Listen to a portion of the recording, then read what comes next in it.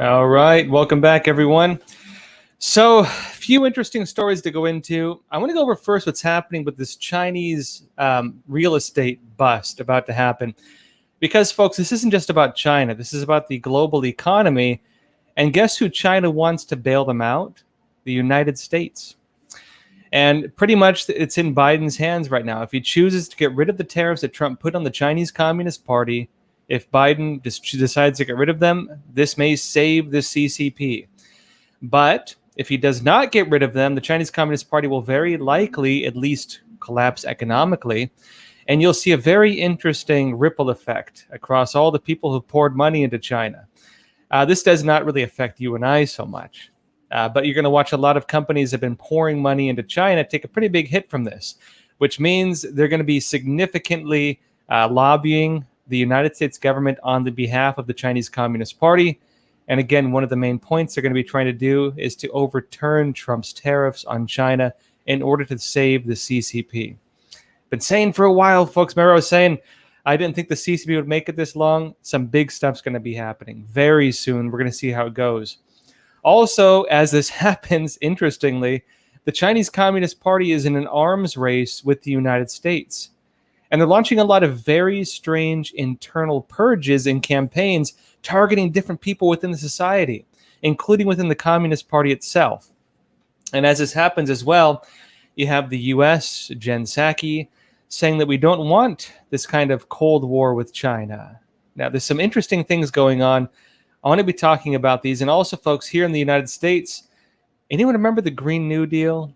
It's a while back when AOC put out this new plan, essentially, that people laughed at. It had things like getting rid of single-family homes and getting rid of cows, because cows fart and it makes greenhouse gases and causes global warming.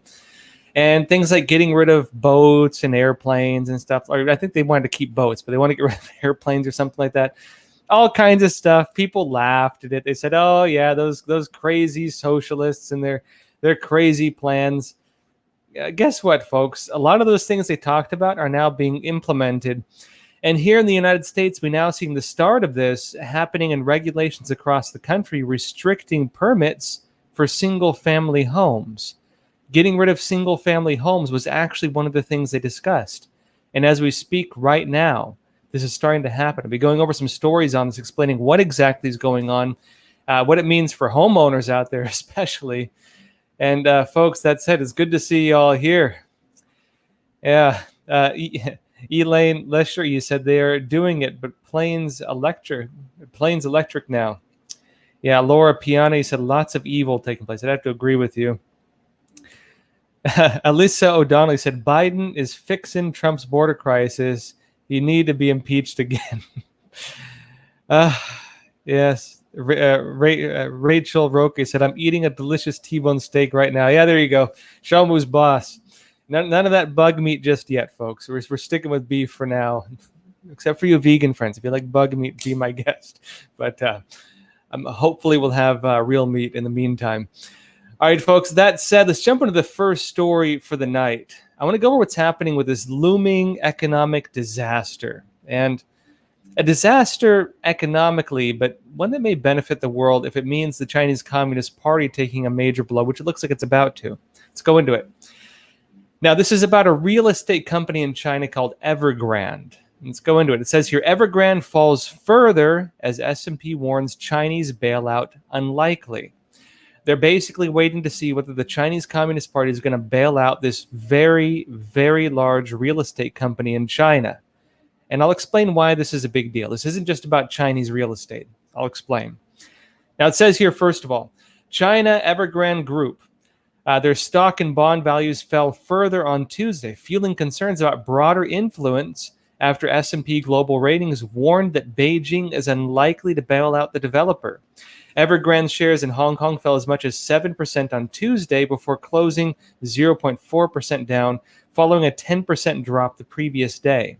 One S&P report released on Monday forecasts that the Chinese regime will not directly support Evergrande, which puts the property developing giant on the brink of default. Now, let me go into what this means and why this matters. Another story here. It says here, What Evergrande's troubles reveal about China's real estate industry and economy. Now, and a bit further, I won't go over this whole thing. I want to cover some of the key points and why this matters. But it says here, China's labor force accounts for 26% of the global employment population. Even if China occupied the entire global market and all industrialized companies stopped exporting, the export boom will not go on indefinitely. A bit of brief and background on this. The way the Chinese Communist Party's economy works is through basically two different things. One, export through the manufacturing base of the world, and two, through real estate.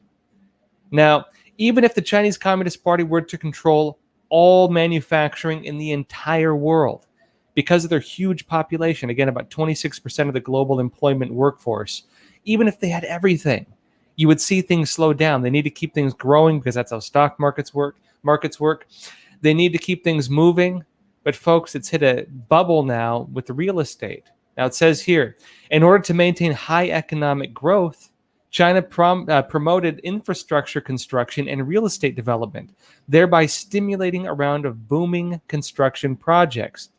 And it's a bit further in, it says the construction investment share in GDP rose from 18 to 20% before 2008, when you had the financial crisis here in the US, to 35% in 2013 and 2014. But a bit further in, it notes, after President Joe Biden and Xi Jinping spoke on the phone, the CCP's foreign propaganda media, DW News, published a headline saying this, the implication of Xi Jinping and Biden's talk. It says this article tells us that the CCP is in a desperate need of relieving its economic crisis by improving China-U.S. relations and lifting all U.S. sanctions. Now, let me step back and explain some of this. Now, I mentioned one of the ways the Chinese Communist Party first had its economic boom. You're looking at Deng Xiaoping a couple leaders ago when they had the reforms and opening up. China engaged in the global market. They were given access to the World Trade Organization. They were given most favored nation trading status. Manufacturing poured into China because you had cheap labor, cheap manufacturing, and everybody wanted that cheap manufacturing. Now, the CCP's ability to stay within that is limited. They wanted to get in the high-tech market. They were trying to develop chips. They had the China 2025 plan. They wanted to surpass the United States under that China 2025 plan. Then what happens? Trump restricts the chip manufacturing. The Chinese high-tech industry goes underground, basically falls apart. And now you're in an interesting state where the CCP is basically maintaining a lot of its economy through mega projects, these ghost cities. I'm sure maybe you've seen videos of these huge cities they're building in China that nobody lives in or very few people live in. Mega cities, empty mega cities. This is creating a huge bubble because the local governments build these things. Basically, this is the thinking behind it. They go to the bank in China, they get a loan. They build these mega cities, airports, mega projects, highways to nowhere, things like this. The idea is that it circulates money within the economy. Something important to note because a lot of the Green New Deal thinking in the U.S. is based around the same concept. Circulates money within the U.S. economy. And the idea is you give people jobs, you keep them employed, you keep money circulating. Well, that means people are buying things. There's a middle class and so on. People are buying houses and everything. It didn't work out that way. People hoard money. You do have some people buying stuff. A lot of it's through corruption. The government officials end up taking a lot of money off the top. Then you have the corrupt Communist Party cadres who run a lot of the businesses who take money off the top. By the time it gets to the average person, it's not much. You have massive poverty in China, significantly more than most other countries. And at the same time, you have all this real estate they're starting to default on. They can't take out these loans anymore. The CCP has started to realize that basically there's a huge bubble within their housing market. And for them, the bubble in the housing market is not just the housing market. This is like a huge portion of their economy. Again, about 35%, right? 35% of their GDP. That was back in 2013 and 2014. And even worse now, again, with the economic downturns and the COVID crisis that's happening. Meaning, if this collapses, and it's about to, if this collapses in China, this means the Chinese economy collapses. And what does that mean? It means all these investment firms in the US and around the world that have been pouring money into China, all these companies investing in these state-run Chinese companies, all of them are about to take a huge, huge hit. And now it's happening. It says here, the CCP's economy is in imminent danger with the trade commitment. If the Biden administration drops tariffs on Chinese goods, remember Trump put tariffs on their goods, which means that most of their economy now, high-tech economy, is gone. A lot of manufacturing left the country, not just because of Trump, but because of India pulling trade out, Japan pulling trade out, all these different things. If he drops the tariffs on their goods, it might bounce back to an extent, maybe not totally, but this would immediately save the CCP's dying economy. This is the reason why the CCP has repeatedly expressed its tough stance in the talks in Alaska and Tianjin between high-level Chinese and American diplomats, and in 2 talks with President Biden's climate envoy, John Kerry. It's the CCP's strategy to pressure Biden to take immediate action. They want the U.S. to bail out the CCP. And keep in mind, the CCP, the Chinese Communist Party, lobbies the American government, actually many governments in the world, through Wall Street, through businesses. And Wall Street businesses, they're about to take a major hit. A lot of these companies have been pouring money to China. They're the ones who are going to lose from this. And now everything is on Biden, on whether he ends these tariffs or not.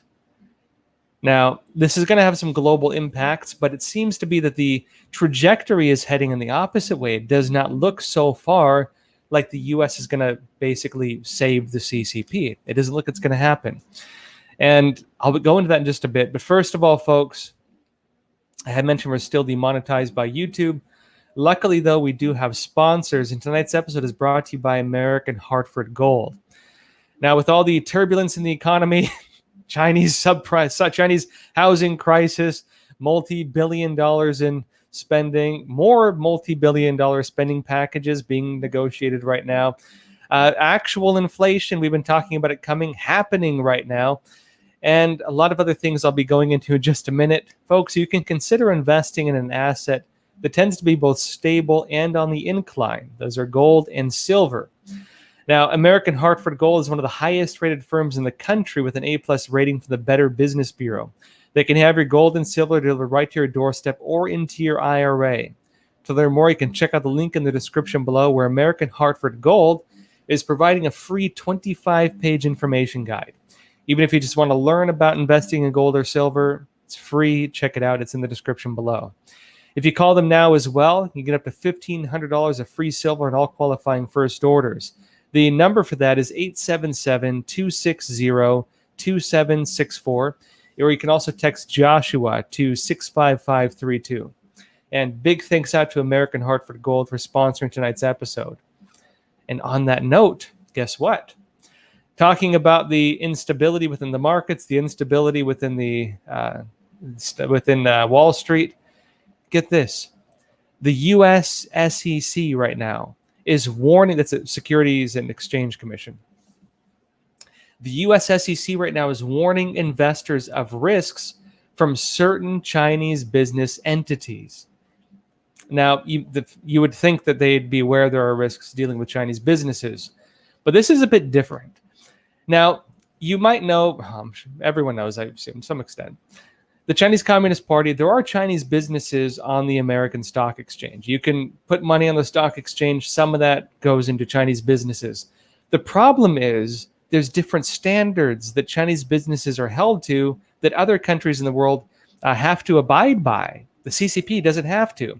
One of the big things is the ability to audit companies, to make sure they're not, Ponzi schemes or triangle schemes, to make sure that the amount of, say, profit they're claiming on the books is actually real.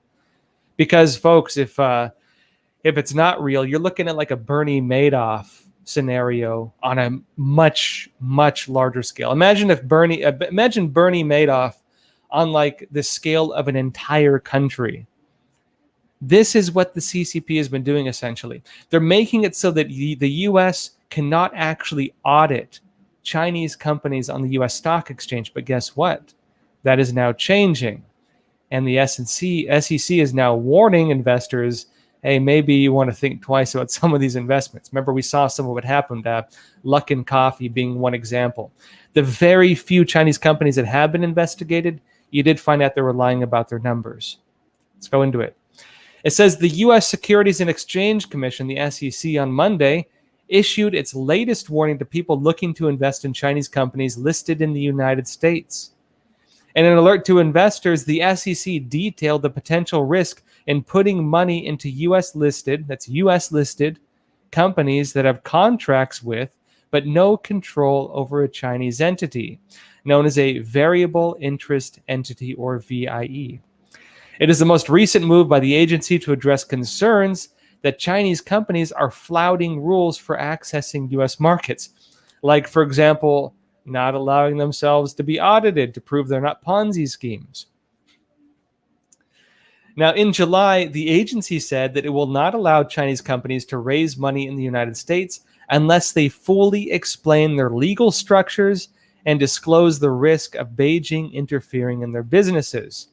They're going to be held to some standards of U.S. transparency if they're going to be on the stock exchange. Which means, folks, as we're watching the Chinese housing market about to implode, and keep in mind, this isn't just about that one major Chinese real estate company. Every single day for the past 200-something days-ish, you've been or since September, a while back now, there's been one company a day going out of business, one real estate company going out of business in China. Over 200 total right now, already out of business. This big one they're talking about is just one of the, say, the bigger one among the pattern in the trajectory we're watching. It's bigger than that one company. So you're watching that happen. You're watching this bubble burst. And at the same time, all these other companies listed on the US stock exchange, all of them are about to get hit as well, because this is now going into effect. Now, earlier this year, the agency began rolling out a new law as well, also aimed at China, that would kick foreign companies off US stock exchanges if they did not comply with US auditing standards. So you have the audits, you have new rules on transparency, and you have the Chinese economy bursting. Now, again, one of the big questions is going to be whether the U.S. lifts tariffs or lifts these restrictions. But the CCP is not being very, not being very friendly to try to maybe push the U.S. in that direction. In fact, they're doing quite the opposite right now. Folks, briefly, again, around the halfway point, we're going to go into questions. So if you do have questions, leave them in the chat. I am watching the chat. So yeah, leave them in the chat. It does make it easier to find your questions if you put question in front of it.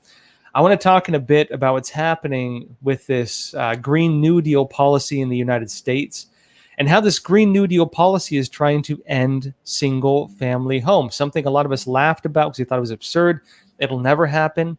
The Biden administration actually implemented a law or enacted a measure that actually gives different states benefits if they restrict the permits for single-family home zoning. I'll be explaining what that means and why this matters, but first I want to go a bit more into what's happening with the Chinese Communist Party. And again, they're waiting for Biden to basically bail them out. And even if it's going to be interesting, let's put it this way. If they don't bail them out, it is going to affect the U.S. stock exchange. You're going to watch the U.S. stock exchange take a huge hit. For average Americans, this may not be that big of a deal, especially given so many people are unemployed right now and having trouble anyways. It is going to create ripples. As Trump has pointed out, though, well, frankly, a lot of our trade deals with China, even if we reopen things with them, we don't really make out that well. There's a lot of special interest. You have individuals making a lot of money. You have politicians, family members with huge deals in China making a whole lot of money. But the average American, not so much. Now, we're going to watch on whether these people who have, well, they or their families, huge business deals in China begin lobbying or pushing to have this change, to lift these tariffs and lift these restrictions to save their own, basically their own stocks, their own shares. The fate of the CCP right now is in the hands of Joe Biden, folks. And it's interesting to watch because, frankly, the CCP is being so hostile right now that Biden may not actually do it. And it's the trajectory we're watching does not suggest that he will. Including what we're seeing with the SEC, including what we're seeing with the Department of Justice, or sorry, State Department. The trajectory right now does not suggest it. Let me explain this. And again, he might, who knows, right? But the trajectory of this suggests otherwise. Let's go into it. It says here, now, first off, I want to talk about what's happening inside China, because there's some very, very bizarre things going on right now. Now, first of all, Beijing is unleashing, it says, a sweeping bid to remold society. Now, I'm going to go over a few different points with this. It says here, China's tech behemoths, these big tech companies, are handing months of profit to the regime in Beijing to demonstrate loyalty to the Chinese Communist Party. And remember, part of the new SEC requirement is they have to divulge things like this. These big companies are handing money, pouring money into the Chinese Communist Party because they're afraid. Popular actors in China have been erased from internet history, with their devoted online fans groups disbanded. There's this huge purge of actors and entertainers in China suddenly happening. Young gamers are now allowed no more than 3 hours of playtime a week. If you want to play video games, 3 hours a week in China, new regulation. Across Chinese classrooms and schools, 147,000 newly minted inspectors have been deployed to oversee the national dissemination of the ideology of China's top leader, Xi Jinping. They have a new Xi Jinping-based education system, much like you had in the days of Mao Zedong, this leader worship basically happening. Now, be it e-commerce, entertainment, education, gaming, a lot of other things, few areas of Chinese society have been left unscathed amid Beijing's torrent of regulatory activity in recent months. In addition to this as well, they brought back party worshiping, where they're taking churches and folk temples all across China, and they're getting rid of the statues of, getting rid of crosses, getting rid of Buddha statues, getting rid of the folk statues of deities, and they're putting in their place statues of Mao Zedong and one of Mao Zedong's wives, and Xi Jinping. You can't worship God at a lot of these temples anymore. They actually closed a lot of those ones down, but they kept open the party worshiping temples. They're bringing back party worship in addition to all this as well. You can go worship Xi Jinping, like a golden statue of Xi Jinping, but you can't worship any kind of God. This is happening in China. All this is happening at the same time right now. All this is working in conjunction towards something. Now it says here, I'll go into a minute. Let me get... drink tonight, by the way, is good old-fashioned black tea with a bit of ginseng. Now, it says, as authorities clamp down on the offending actors, stock markets tumbled with hundreds of billions wiped out. Aside from this is in addition to what we're seeing with the real estate, right? The CCP is destroying its own economy, basically, while companies and individuals have scrambled to access the new rules lest they tread on the regime's toes. Now, the cascading crackdowns have been swift and puzzling, with some likening the party's attempts at social engineering to that which occurred during the Cultural Revolution, a decade-long period from 1966, when the regime's first helmsman, Mao Zedong, sought to reassert his control within the party by launching a mass campaign to destroy traditions, beliefs, and social morals. They call them the Four Olds. Old religion, traditions, you name it. A profound revolution is underway in China, according to nationalist essayist Li Guangman, a former editor for an obscure state newspaper. Now, in a recent commentary quickly promoted and prominent on Chinese state media websites, he hailed the regime's campaign as a, quote, return to the original intent of the Chinese Communist Party and the essence, he says, of socialism. In other words, the Chinese Communist Party is trying to bring back the days of Mao Zedong. Now, those of you who've been watching the show for a while, you might remember I was saying they were going to do this. A lot of people are caught by surprise right now. Remember, folks, maybe a year ago, we were talking about this. The CCP was announcing it. And I won't go too deep into this part. I'll get to the point of where I'm going with this in a minute. I won't go too deep into this part, but remember, one of the main things we were talking about is that the policies, promotions within the Chinese Communist Party, the CCP was assessing they were reaching basically the end of the bubble. They were seeing things burst. They were seeing the CCP losing a lot of global influence. The wolf warrior diplomacy policy backfired. They saw a lot of issues when it comes to infighting within the Chinese Communist Party, all these things. And what do? They want to roll back the clocks. They wanted to close down the borders, basically start from scratch, hold purges all over again, purge party leaders. Xi Jinping announced a new program based on the bloodiest internal purge within the Communist Party in history, using the exact same name and following the exact same methodologies, which was notably the road Mao Zedong took to become chairman or absolute leader of the Communist Party. Xi Jinping is often called that. He's actually not. There are different branches and different factions, but he's walking the road now to absolute power. They're doing now everything we were saying they were going to be doing. Everything we were saying that they were talking about doing is now happening. Let's go into it a bit further because it might not work out so well for them. Now, another story here. Chinese state media cites the execution of a Red Army hero, one of their military heroes, to warn communist cadres. This is shot over the bow for Communist Party members themselves. And it says, since the beginning of this month, Chinese Communist Party's state-run media has run editorials one after another that advocate struggle and encourage communist cadres to, quote, stick to principles and dare to struggle. Struggle is a Communist Party slogan, right? The idea of class struggle, social struggle. It's based on the Hegelian dialectical theory that conflict leads forward. They believe that struggle, conflict, strife speeds up social evolution, speeds up the long march to create the communist utopia vision, basically. But they believe it's something necessary to maintain the communist system. You make people fight each other, you make people hate each other, struggle. During the Cultural Revolution, which we've noted, it seems they're kind of rolling the clocks back on and redoing. That was also one of the main ideas, this struggle. And in the U.S., in here it's class struggle. In the U.S., it's like race or identity struggle, right? Under these Maoist idea, under critical theory. Now it says here, then on September 13th, the CCP's military outlet re-emphasized party discipline and even cited the execution of a communist cadre 80 years ago to give a vivid example of party discipline. Again, we're talking about this purge that Xi Jinping has announced within the party itself. The first batch of struggle articles were based on Xi Jinping's September 1st speech at the Central Party School, in which he emphasized that young communist cadres must be loyal to the CCP, adhere to principles, and dare to fight. And on this note, too, another story. There's fresh purges within China's security agencies, and Xi Jinping is taking on some of these rival political factions. I mentioned there's different factions. He doesn't fully control the entire Chinese Communist Party. There's factions.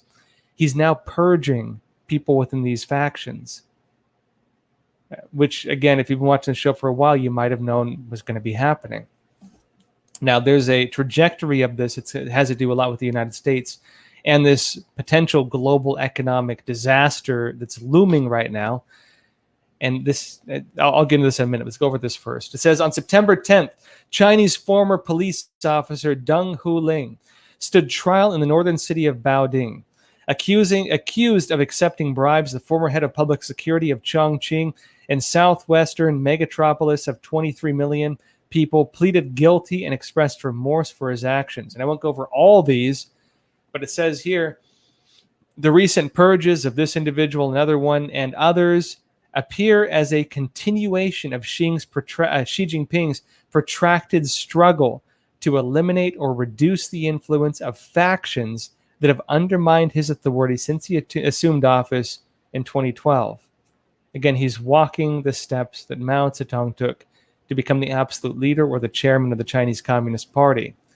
Now, as this happens, the Chinese Communist Party is also engaging with the U.S. They're starting up a new arms race. And Jen Psaki's commenting on this. And keep in mind, this is basically also while the CCP, this is also happening while the Chinese Communist Party is trying to get Biden to drop the tariffs on China. They're building up hostilities against the U.S. very, very openly. But this is actually not a sign of strength, it's a sign of weakness. And it suggests something very interesting within the party. I'll explain. Now, it says here, recently the Chinese Communist Party has been curbing big tech companies as well as entertainment celebrities and finding them or forcing them to donate towards what it calls common prosperity. Sound familiar, folks? Common prosperity, socialism. The Chinese edition of the Epoch Times recently invited Chinese experts to analyze the real meaning behind these moves, and they believe that this wave of purges serves the CCP military spending purposes, repeating what Moscow had done before the Soviet Union collapsed. In other words, what the CCP is doing right now, the Soviet Union did the same thing right before it collapsed. Basically, they need money to prop up their military. They're seeing that their power is waning, their influence over the people is waning. They need money to prop up the military. And so they're basically just sucking dry all the businesses, forcing them into order, even taking down people, executing people, anything they have to do. And they're taking that money and pouring it into their military, while at the same time stating, enemies like the United States are out there to get us and things like this. Now, again, the Soviet Union did the same thing while preparing resources for the arms race with the United States as the CCP is now. It continues a bit further on stating this. In an interview with the Chinese edition of the Epoch Times in September, Taiwan Society of International Law Deputy Secretary General Ting Huailin said the CCP needs a huge amount of capital to support its military confrontation with the United States. The CCP's crackdown on private sectors reveals that the CCP is in financial crisis, as we're now seeing. And he said the central government needs money to preserve its economic strength to confront the U.S., even if not in an arms race, but also in other confrontations, which needs money to support. Now, as the Chinese Communist Party is reeling, as they're talking about, for the past year, they've actually been talking about a third World War scenario. They're talking about the virus as a third World War scenario. It's not clear exactly. They are talking about actual war, but the main way they're talking about it, all the Chinese media are talking about it, World War III. But they're saying it's comparable to World War I and World War II because World War I and World War II remade global political systems. Now, this is the interesting thing we're watching with all this. A lot of people right now are talking about using or finding opportunity within the virus. You have, for example, the Biden administration talking about Build Back Better. You have different organizations talking about the Great Reset and things like this. They are talking about it. It's not conspiracy. They are talking about it. You have Australian officials and others talking about the New World Order. It's very strange. They're actually using those words. The Chinese Communist Party is talking about this World War III scenario where the virus is remaking global political systems. The question with all these entities is who runs it, who benefits from it, who controls it. You might remember even George Soros, one of the individuals who has a lot of interest in these same kind of agendas, actually got BlackRock investment to pull money out of China. Even he seems to be moving away from that direction. Even he seems to have his own interests. You're watching now these powers clash. And the idea now they're getting at is which one of them gets to basically run the new system they're trying to create. They're clashing, they're butting heads. But the CCP now is onto something because, well, it's about to collapse. And the question is whether it takes all these systems down with it or how this plays out. Now, it is talking about fighting the U.S. It is talking about all this. But at the same time, now the White House is sending mixed messages. They're saying they do not want a Cold War with China. And Psaki on Monday said the president's view and this administration's view is that our relationship with China is one not of conflict, but of competition. CCP calls it war. But we're saying it's competition, not even conflict, let alone war. But she continues stating, and so we wouldn't agree with the characterization of the relationship, suggesting that, again, this is a Cold War. She told us, she said this during a recent press conference. Now, folks, as this plays out, again, the bubble is about to burst. We're reaching the brink. The U.S. as well is about to hit the debt ceiling. You're about to watch whether our, they borrow money from the Federal Reserve prints money. They're hitting the ceiling, folks. This is the end of it. They either raise the ceiling, make it so they can borrow more money beyond the limit, or the system, something, I don't know what it's going to have. We never had this happen before. Whether it's the global stock exchanges, whether it's the global economies, again, tied to that with China's housing developments, whether it's their purges and remaking of all these different major businesses in China, whether it's the militarization the CCP is going through and our kind of mixed messages we're sending on whether we're going to respond to that militarily or view it like that. Any of these things, folks, the debt ceiling in the U.S., all these things, it's building up to a big collapse of some kind, unless they find a way to all get along with each other. It doesn't seem like that's going to happen. And frankly, I also don't think that'd be a good thing when it comes to the CCP. They're getting between a rock and a hard place. They're reaching the brink where there's not much more room to maneuver. There's not much more room to move. Something is going to break somewhere. And once that one thing breaks, there's going to be some big collapse economically or otherwise taking place. And we'll have to see what that means. Frankly, we're in uncharted territory with it. We're going to have to see what this means. Some of them want to use it. They have been talking about Build Back Better and Great Reset and Green New Deal policies around these things. CCP, again, World War III scenario. One of their slogans they have is within crisis, there is opportunity.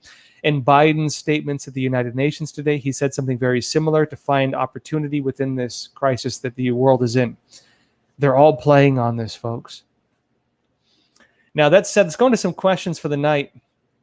And then I want to go into what's happening with this Green New Deal policy now being rolled out. We laughed at it, folks. It's happening basically to get rid of single-family homes. And they're doing it by basically not issuing the zoning permits for single-family homes in different parts of the United States. I'll explain how this is happening. First, let's go into some questions. And folks, first of all, again, I have mentioned we are still demonetized by YouTube. It's you all here keeping this show alive. Those of you on Epoch TV watching this, those of you on YouTube watching this, thank you for your support. It's you keeping this show alive. You might notice we don't have ads. We don't have super chat or anything like that anymore. And so, folks, if you want to support Crossroads, you can check out. We have a donor box link in the description below. We do take donations. We also have Epoch TV. A lot of you are watching it there right now. Epoch TV is the new Epoch Times video platform. We have a bunch of shows there. Crossroads is there. A lot of the stuff we can't show on YouTube is there. Documentaries, special features. We're getting movies. We're working on a whole bunch of stuff. This is going to be like the new Netflix with a news element to it. Be sure to check it out. That's epochtv.com/Crossroads. You can find the link in the description and in the chat. And also, folks, check out the new series we're now doing, which is called The Dark Origins of Communism. Episode 4 is now out, where I go into the roots of Antifa. I talk about the ties between socialism and, well, the Nazis and fascists, both of which were socialist, and explain how that whole crisis played out within the socialist system that nobody talks about. Folks, I'll show you a quick trailer now of what we're working on over at Epoch TV. They do want everybody to get the vaccine, except if you're coming across the border, which we have over 200,000 people every month coming across the border, those people come across with COVID. President Biden is looking to implement vaccine mandates across the United States. Employers with 100 or more workers to give those workers paid time off to get vaccinated.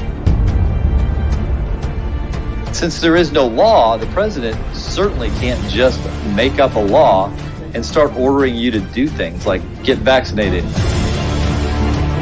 It's no longer about your freedom, it's about your safety. To protect us. He cannot overrule the Constitution. Those rights are not from him. Those rights are from God. They're inalienable. They're given to us by our Creator. They cannot be taken away by any government.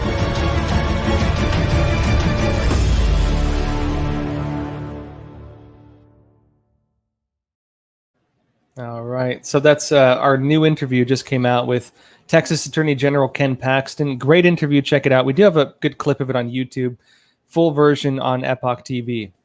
Again, folks, check out Epoch TV. I think you'll like it. If you want to support Crossroads, it's also a great way to do it. You want to go the extra mile.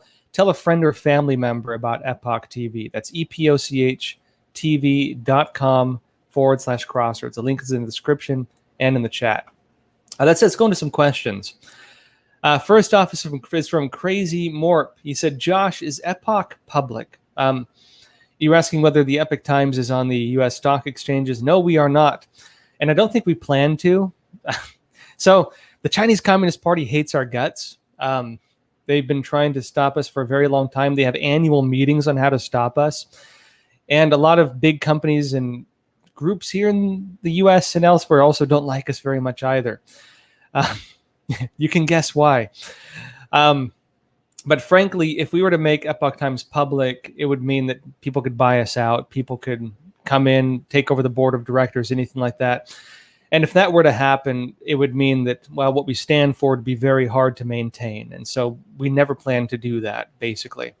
Epoch Times is privately owned, and we don't plan on going public. Not as far as I've heard. It's never a part of the plan.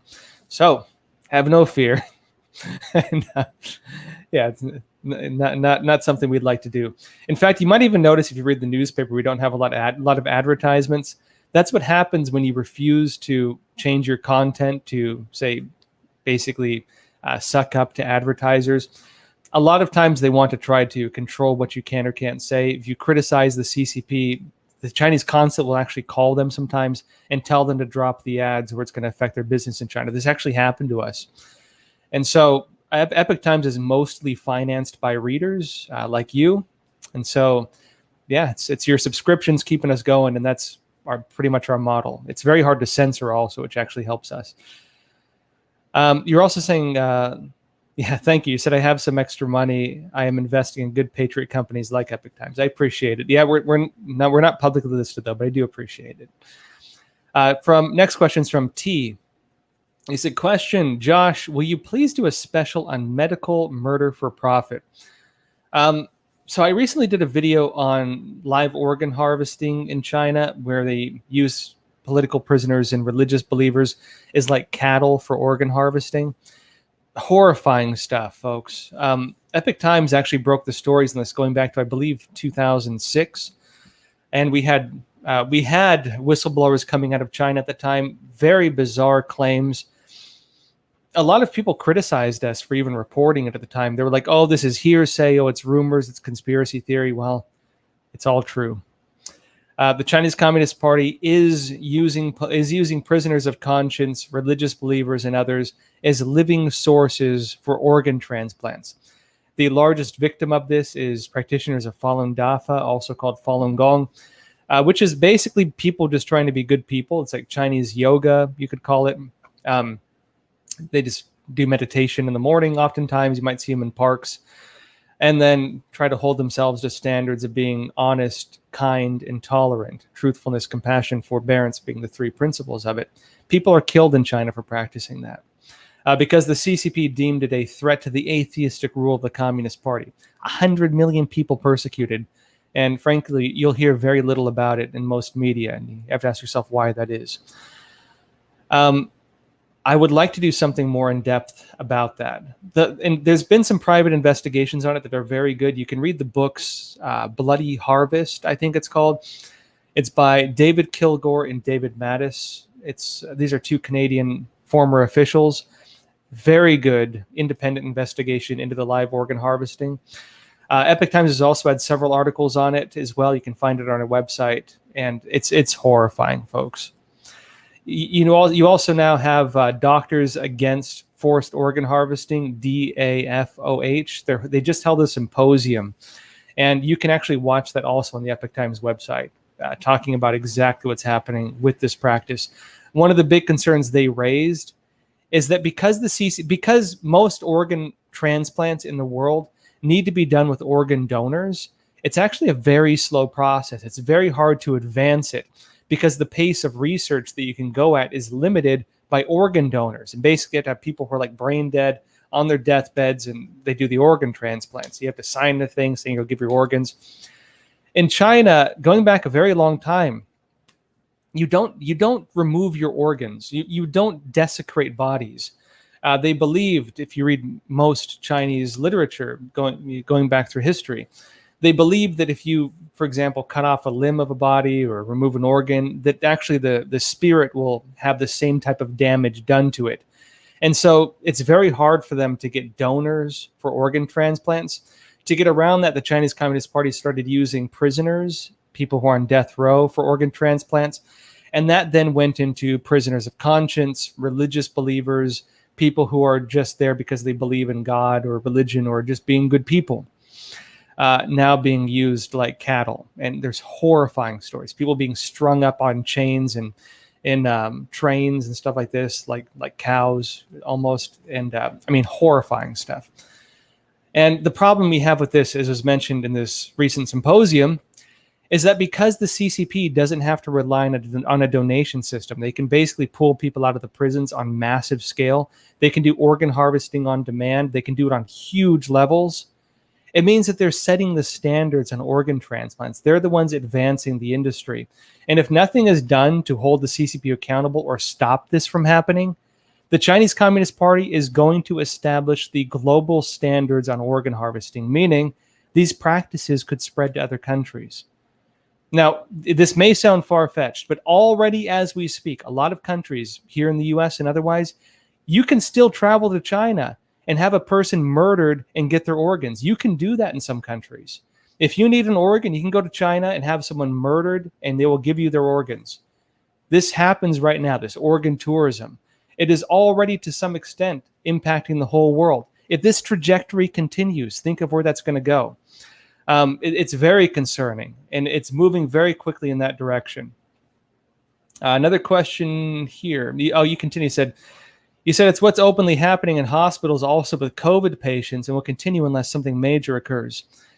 I've heard stories of that as well. There's some very strange stuff. If you haven't watched yet, speaking of which, check out Project Veritas's new whistleblower videos discussing this. James O'Keefe, head of Project Veritas, said he's going to have a video out tomorrow, I believe, with the new whistleblower, talking about what's happening in hospitals. And some of the claims seem very, very serious. I do recommend watching it.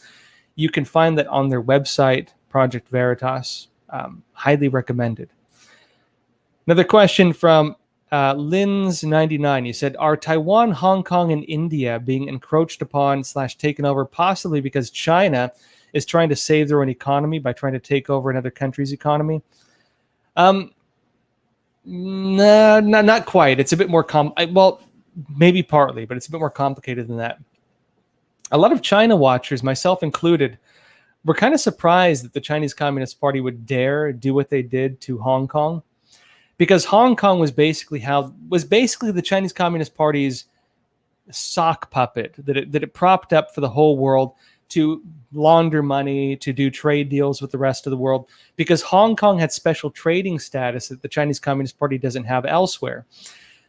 They needed Hong Kong. They needed Hong Kong for international trade. And as soon as they forcefully took Hong Kong, because he had, 2 million people protesting on the streets, like a third of the population or something like that, a bit less, but roughly, the CCP in the end determined that it was more of a threat to social stability, and that social stability then became more important than economic stability. That's what it showed. But there was something else that happened ahead of time for those of you who are really watching, which we talked about, which was that the CCP lined up things beforehand. It set up Hainan, which is another island closer to Taiwan, which the CCP does control fully. It set up Hainan with special trading status. And so basically they established Hainan as being the place that could replace the kinds of deals they had in Hong Kong. Now, it doesn't seem to be working out for them so well, but they did try to do that ahead of time. When it comes to Taiwan, Taiwan is an ideological threat to the Chinese Communist Party. Basically, during the civil wars in China, early 1900s, when the Chinese Communist Party was trying to establish itself post-World War II, the Kuomintang, which was the government of China, mostly fought the Japanese during World War II. Their numbers were decimated. The United States actually moved in, occupied a lot of China, and actually got the Kuomintang to not destroy the Communist Party. Frankly, the U.S. involvement during that time, preventing the Kuomintang from acting, allowed the Chinese Communist Party to take over the country. It allowed them to regroup, and the U.S. stayed the hand of the Kuomintang. It's a very unfortunate part of history. The CCP eventually did regroup. The Kuomintang, which did most of the fighting against the Japanese, their numbers were already depleted, and the CCP went to war with them, won, chased them out. The Kuomintang fled to Taiwan and was regarded for a very long time as the official government of China, but it was the government in exile. The Chinese Communist Party was considered the unofficial government that first changed under the United Nations. Other countries followed. And now the CCP tries to block any country from even recognizing Taiwan as a country. That's essentially what happened. But the CCP knows that under the Chinese idea of mandate of heaven and divine right of rule and these things, they don't have it. Technically, the mandate of heaven, as they would call it, is technically on the Kuomintang.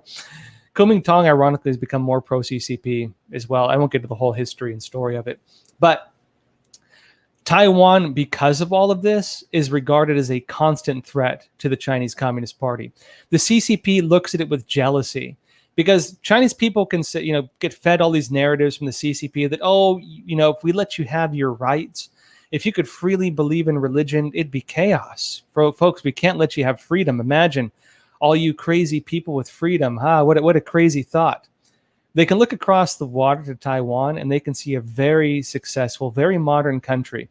And what China would be if they didn't have the Chinese Communist Party. They can look at Taiwan as a beautiful, wonderful, prosperous country that is the example of what they themselves would be capable of, what the Chinese people can build without the Chinese Communist Party. That is a constant threat to the CCP. And India, meanwhile, is twofold. Maybe there's other things. Keep in mind, this is my analysis, right? India is one way to keep nationalism up in China. So you do have a lot of hardline CCP supporters. The CCP needs to keep them focused on the external enemy so they're not paying attention to the CCP. You direct attention to India and Taiwan and Japan, and you get people hating them so they're not paying attention to the Chinese Communist Party, right? Basically what they're doing. India as well is also the main competitor of the CCP in terms of countries set to become the major, the rising powers in the world, essentially, as they, in the CCP's view, they think the US is on the decline. And so they do view India as being a major competitor in terms of the global manufacturing base. It represents a very similar thing globally to what the CCP is. Manufacturing, a lot of very well-educated people, high-tech industries coming about, all these things. And so for them, India is a threat, essentially. And so this is kind of how they view it. Another question here. This is from My Fine Words. He said, Josh, given that California's pensions are so invested in China, yeah, so folks, briefly, how many of you knew that a lot of pension funds are not actually being kept in the United States, that a lot of governments, for example, are taking government pensions and investing them in China? Now, what does that mean when the Chinese stock exchanges and housing market's about to burst? What does that mean when the Chinese economy is in rough situations? Well, it's a couple interesting things. One being, in addition to all these big U.S. officials, oftentimes their family members having huge investments in China, and who knows how deeply that affects their own personal interests with policy on this. In addition to that, imagine if your pension is tied to the success of the Chinese Communist Party. Imagine all these different government employees and their pensions are tied up with the success of the Chinese Communist Party. Do you think that they're going to want to harm the stock exchanges and housing markets in China? Or do you think they might say, hey, my future, my retirement, my current investments are all wrapped up in this country. Maybe I'll use the levers that I control within this government to help this foreign power. And frankly, for a long time, that's what a lot of them have been doing. Frankly, I think it creates a lot of issues. But on this note, let's go into your question. You said, given that it's so invested in China, what impact, if any, could an economic collapse have on Californians? And do you think this will be used as an excuse for us to prop up China also? A couple points on this. You can expect it to affect people's futures. You can expect a lot of people to lose a lot of money. You can expect Wall Street to lose a lot of money. You can watch people panic. You can basically watch, remember after Bernie Madoff came out and admitted his whole system was a Ponzi scheme, you had people jumping out of buildings. Imagine that on like a times 100 scale. That's what's coming, folks. Essentially. And many different factors leading to this. In terms of them wanting to use this as an excuse to prop up the CCP, you can expect them to not say this directly, but yeah, if your retirement and your investment and your entire fortunes are wrapped up in a foreign government success, they might use these levers of power to affect things. But like I said, there's a lot of different factors, a lot of different competing global interests, and maybe they think they can do something to change it. At the same time, they might look at the situation and say, well, even if we do something, it's a temporary fix. It's not a permanent fix. And so it's on its way down. It's the Titanic, and you can take all the buckets and bail all you want. It's sinking. It's heading in that direction already, folks. All right, last question. Then I want to go into this Green New Deal issue and this housing issue. Again, getting rid of single-family homes here in the U.S. This is again from Cameron Bacon. He said, Josh, myself and several others here in the chat have been up in arms as to whether you're in fact a Star Wars or Star Trek fan.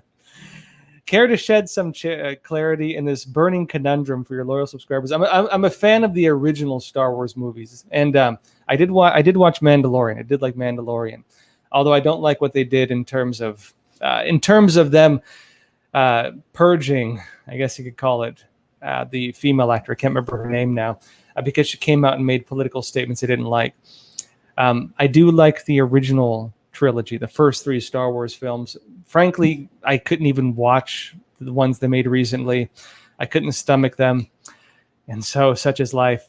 On the note of Star Trek, I did watch a few of the original episodes. I never got too far into it beyond that. So, to answer your question.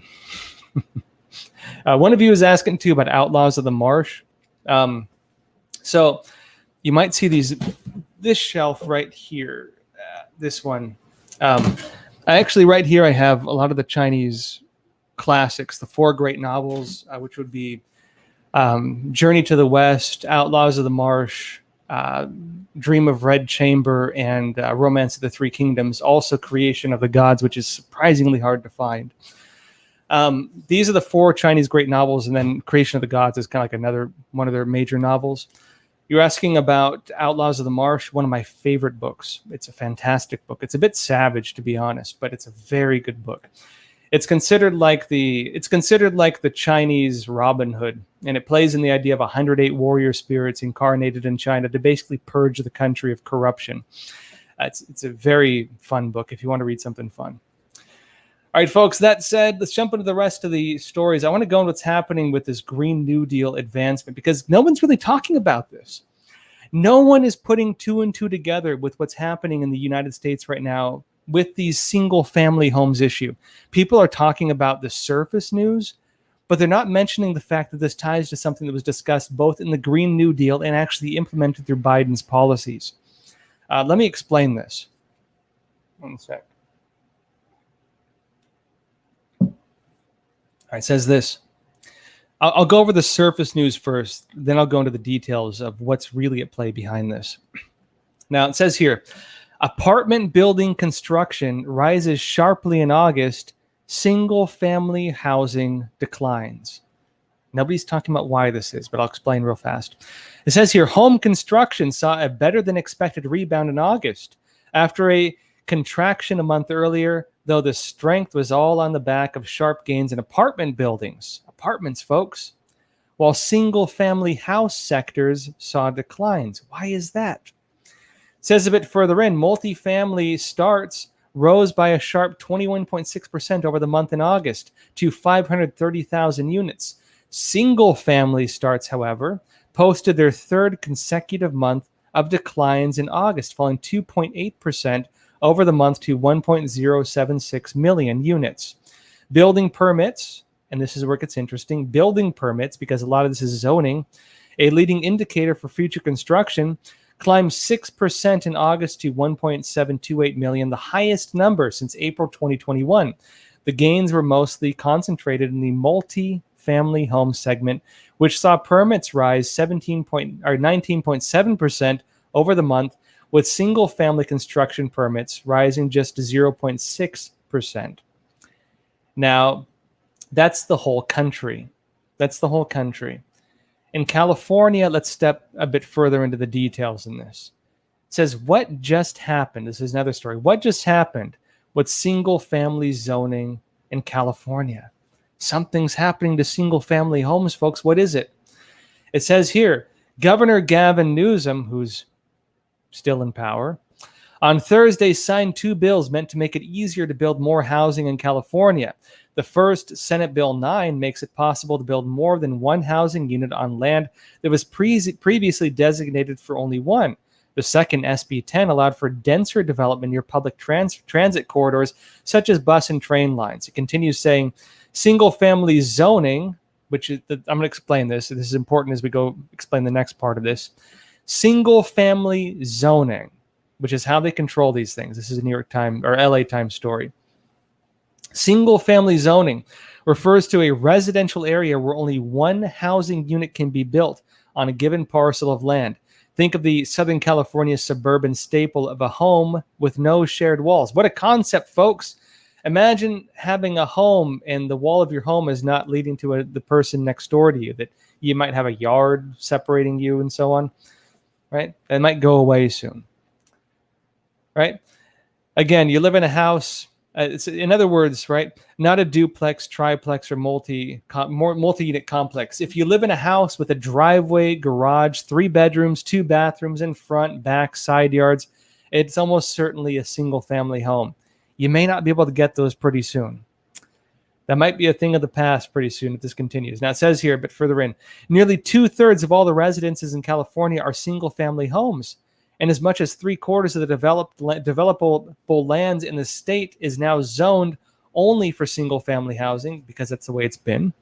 But those behind the recent changes to state law contend they're changing the laws, they're changing the zoning. The argument they're using for doing this, the reason they're saying, is because they're saying that single-family only zoning is a relic of the past and is no longer justifiable. Do you hear that, folks? Single-family only zoning is a relic of the past that is no longer justifiable. This is the argument they're using to get rid of it. It originated, they say, in the city of Berkeley a century ago as a segregationist practice to prevent black-owned dance halls from locating near a white-only subdivision. So, folks, you heard it right here. They're saying that the idea of having your own home and your own property around it, like having a yard, that this is about racism. It's segregation. Imagine, folks, looking back at history, all those Indians and their houses and all these people in their homes in Europe. It was all about segregation. Everyone must have lived in apartments going very far back, according to this, because the very idea of having a single-family home now is being called racist. They're saying it relates to, again, segregation. Now, it says again, supporters of ending single-family only zoning also urge that in a state with such a deep affordability crisis, opening up neighborhoods to more development will allow less expensive housing to be built there. The median sales price in California for a single-family only home was $811,000 in July, according to the California Association of Realtors. Or maybe it's also because they're flooding the country with over 200,000 illegal immigrants a month who also need housing. And what happens when you have higher competition for housing, the prices go up. Who's profiting off that, folks? Frankly, the flooding of the country with illegal immigrants is also a big Ponzi, a big profit-making scheme for real estate developers as well. Something that's not talked about with it.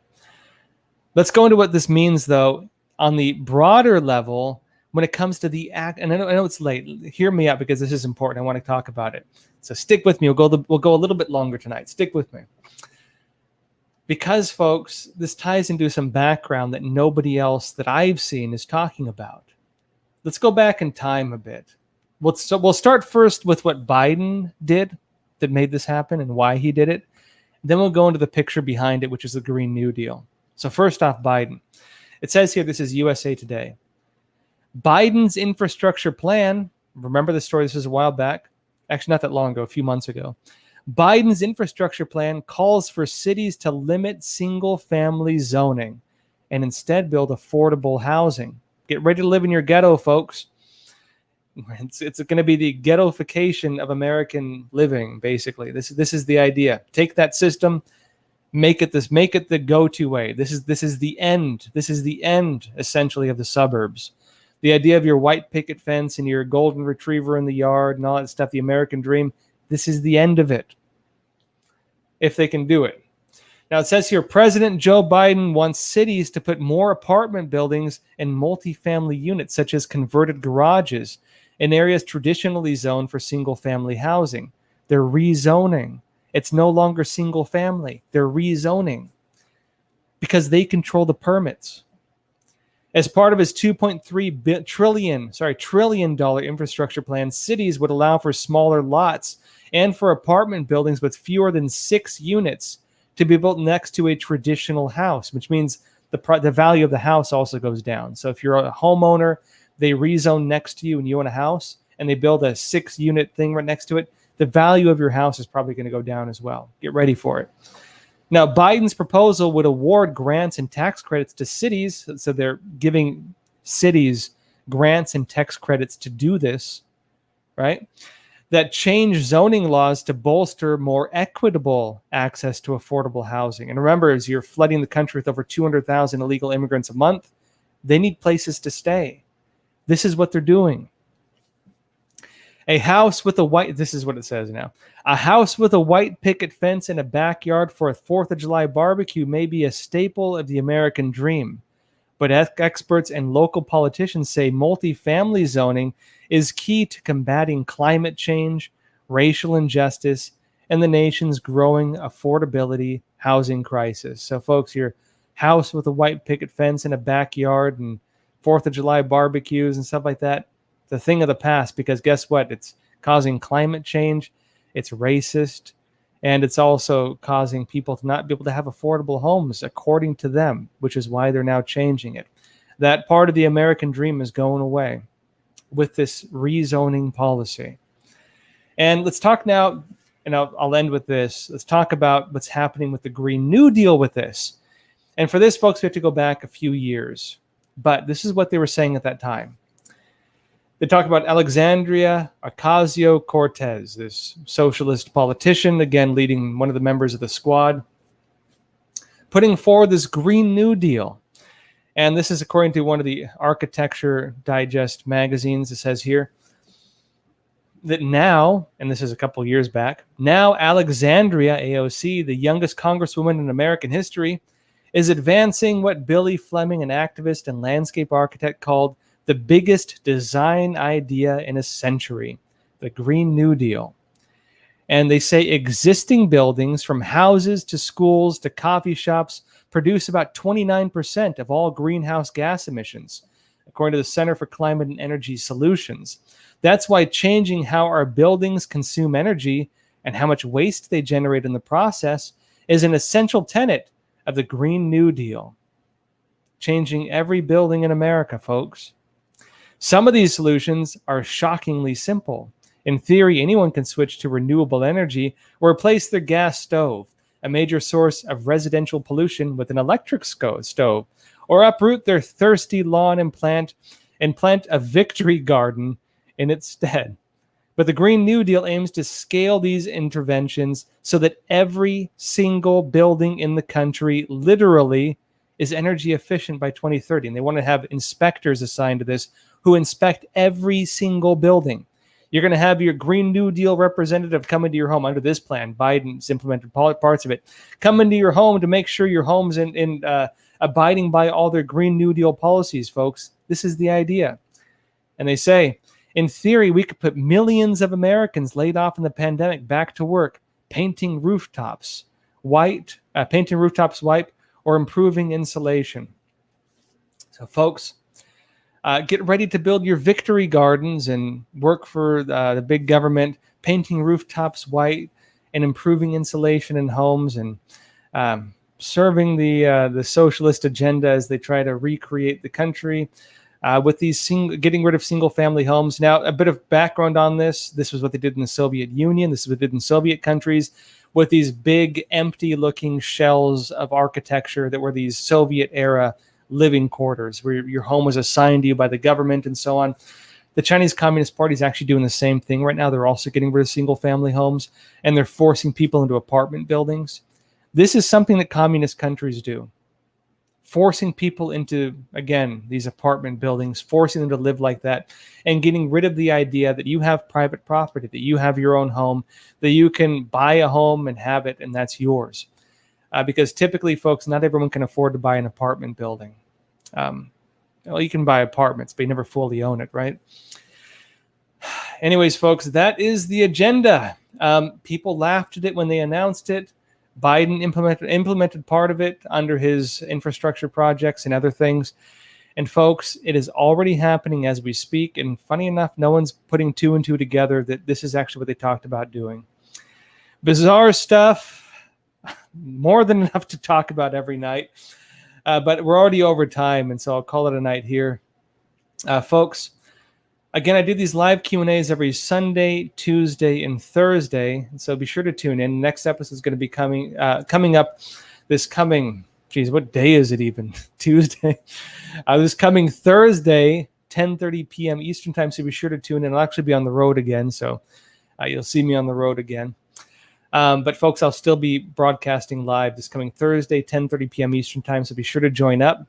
If you want to support Crossroads, again, we do take donations. We have a donor box link in the description below. Also, a great way to do it, we have Epoch TV, or Epic TV, epochtv.com/Crossroads. You can find the link in the description also, or in the chat. And folks, if you want to go the extra mile, please tell a friend or family member about Epic TV. It's being spread by word of mouth. We need your support getting the word out. All right, that said, folks, as always, appreciate all of you. Thank you again. I always enjoy these conversations as well. Please take care of yourselves, stay informed, and stay free. Thank you. Communists established power in Russia. After Mussolini, Adolf Hitler then appeared in Germany with the idea of National Socialism. Just as Lenin targeted wealthy farmers, and the Chinese Communist Party's Mao Zedong targeted landlords, Hitler also targeted a single group of people for his state system to struggle against: the Jews. To say that Nazism, fascism, and Leninism have nothing to do with socialism or communism is simply untrue.